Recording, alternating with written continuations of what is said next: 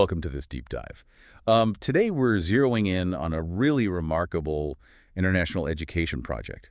It's all about teaching children vital personal safety skills. Yeah, and it's got a name that certainly, well, it grabs your attention. My body is untouchable. Or, in Turkish, vukurum dokunulmazdar. It really does. So our mission here, for you listening, is to kind of understand how this specific project was so successful, especially in teaching privacy awareness and self-protection skills. And particularly because it worked with students with special needs. Right, giving them these essential life skills to, well, to help keep themselves safe. And what's interesting right from the start is the scale. It was a 10-week eTwinning project, that online platform for schools across Europe. Oh yeah, I know eTwinning. So this involved 13 schools, and not just like 1 or 2 countries. It was 4: Turkey, Romania, Spain, and Greece. Wow, okay, so that international piece is pretty significant right away. Definitely. Okay, so let's really unpack this then. How did they actually do it? What were the methods they used? Well, what stands out is just the variety and the creativity. They weren't just doing one thing. Okay. The main goal was building those fundamental skills, helping students really get the idea of personal boundaries, teaching them that really critical skill of saying no, clearly saying no when they feel uncomfortable. Sure, yeah. And helping them learn to spot potentially unsafe situations. These sound like skills all kids need, but maybe they needed specific approaches for this particular group of students. Exactly, precisely. And they tackled this partly by using technology, things like shared digital panels, simple animations, Right. using Web 2.0 tools. Right, stuff that's often really engaging for kids, visually interactive. Yeah, totally. But, and this is important, they didn't just rely on tech. They heavily used drama activities. Ah, okay. There was even a specific event they ran called I Know What to Do. That title. Yeah. It suggests it's very action-focused. It really does, and that seems key. The whole point was for the students to actually, experience it, to practice the right responses through role-playing, through different scenarios in the drama sessions. So it wasn't just listening to rules. No, not just abstract information.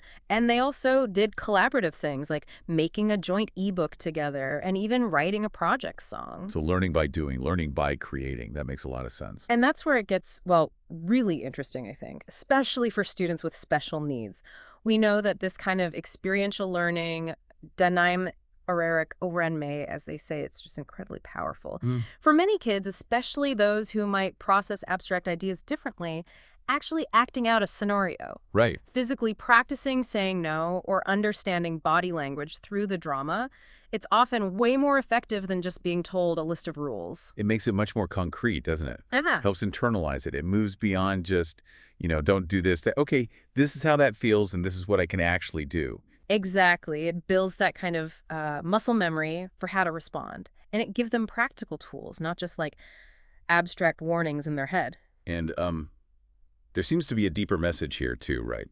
Beyond just the how-to. Oh, absolutely. The goal wasn't just a safety checklist. It was about fostering these really fundamental understandings. Like what? Like giving these students a real awareness that their bodies are valuable, that they're inherently worthy of respect. And that setting boundaries isn't just okay. It's actually an act of courage. Courage. I like that framing. And crucially, teaching them that asking a trusted adult for help isn't, shameful. It's not a weakness. That feels incredibly important, removing that barrier of shame that can sometimes stop kids speaking up. It really is. It reframes asking for help as, well, the necessary and correct thing to do to stay safe. And the project even had the slogan that really captures it. Privacy is a right, saying no is an act of courage. Armiyat bir hak haydı mek bir sesaratir. That's powerful. It takes a potentially complex idea and makes it so clear, so empowering. It sounds like the project genuinely aimed to give these kids a sense of agency, control over their own safety. And based on the outcomes they highlighted, it looks like they really did manage to foster that. What were those main outcomes and what really stood out from the results? The core achievements they noted were that the students actually felt safer and that they recognized the own value. Wow. Just think about what that means for a student, especially one with special needs who might feel more vulnerable sometimes, feeling safer, feeling your own worth.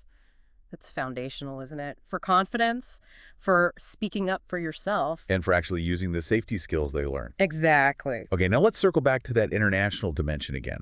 4 different countries, working on something this sensitive, this personal. That must have added, well, a whole other layer of complexity. Oh, absolutely. I mean, the reports say it was a successful collaboration, but you have to imagine the discussions, the compromises needed behind the scenes. Different cultures can have slightly different norms around personal space, privacy, even how kids are encouraged to talk to adults. So finding common ground, finding approaches that felt right and were appropriate across all those different contexts. Right. And melting those different perspectives into one sort of cohesive approach, like the project description mentions, especially to create shared things like the ebook and the song. That's not easy. No. It really suggests a significant effort went into finding those universal principles, those methods that would work for everyone involved. So maybe the success wasn't just in teaching the kids, but also in that whole collaboration process itself. Like overcoming those international hurdles was maybe a major,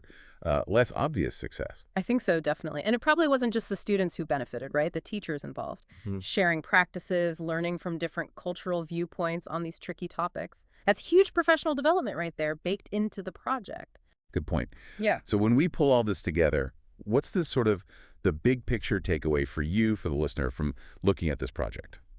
What really emerges is this model that's super interactive, creative, and deeply collaborative. It didn't just talk at the students, No. it actively engaged them through drama, through tech, through making things together. And the impact seems, well, pretty profound, especially for these students with special needs. It really looks like it empowered them to understand their boundaries, learn real self-protection skills, and feel okay asking for help. Yeah, and knowing that the students reported feeling safer and recognizing their own value, No. that feels like the ultimate validation, doesn't it? It really does. It just underscores how vital it is to proactively teach these skills, and it shows that these kinds of innovative, hands-on methods, they're not just like fun extras. They can be incredibly effective, especially when you're working with diverse learning needs. Hmm. That final point they made about conscious, self-protecting children being key for a safer future.